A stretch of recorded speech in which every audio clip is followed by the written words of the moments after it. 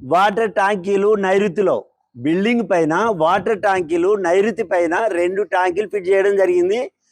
అయితే ఆ పిల్లర్ ఎందుకొరకు పెట్టిందంటే ఒకసారి ఆలోచించండి.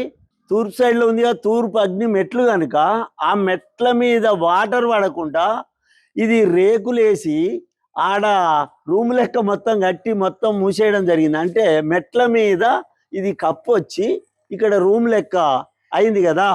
ఈ రూము మెట్ల మీది, ఇది వేరే రూమ్ కాదు, మెట్ల మీది, మెట్ల పైన కట్టబడిన రూమ్ ఇది.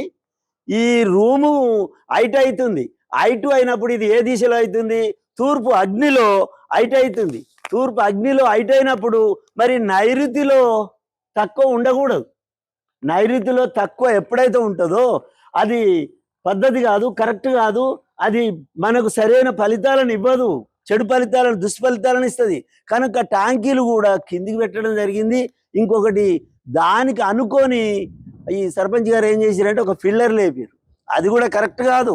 దానికన్నా కొంచెం పెద్ద ఒక రూము పెట్టాలి. నువ్వు ఒక రూము ఏర్పాటు చేయాలి, రూమ్ అన్నా ఏర్పాటు చేయి. కాకపోతే దీన్ని ట్యాంక్ అంటే 4 స్తంభాలు లేపి వాటి మీద ఈ వాటర్ ట్యాంక్ వేసి, అంటే ఆ రూమ్ కన్నా ఇప్పుడు ఆ ముందర వేసిన మెట్ల మీద వేసిన కప్పు ఏదైతుందో దానికన్నా ఈ నైరుతిలో ఉండబడిన ఈ ట్యాంకీలు హైట్లో ఉండాలి. ట్యాంకీలైనా హైట్లో ఉండాలి. లేదా ఒక రూమ్ వేయండి, ఏముంది, 4 పిల్లర్ల వరకు ఇది ఒక బెడ్రూమ్ అవుతుంది, బ్రహ్మాండంగా ఒక రూమ్ అవుతుంది. రూమ్ మీద 2 ట్యాంకీలు వేసేస్తే మనకు బ్రహ్మాండంగా ఉంటుంది. బ్రహ్మాండమైన మనకు సత్ఫలితాలను వస్తాయి. మనకి ఇప్పుడు ఈ నైరుతి లోపం అయిపోయింది, దీని వలన మనకు చాలా ఇబ్బందులు. అందుకని మీరు గమనించి వెంటనే ఇది ఒక రూమ్ వేసేయండి.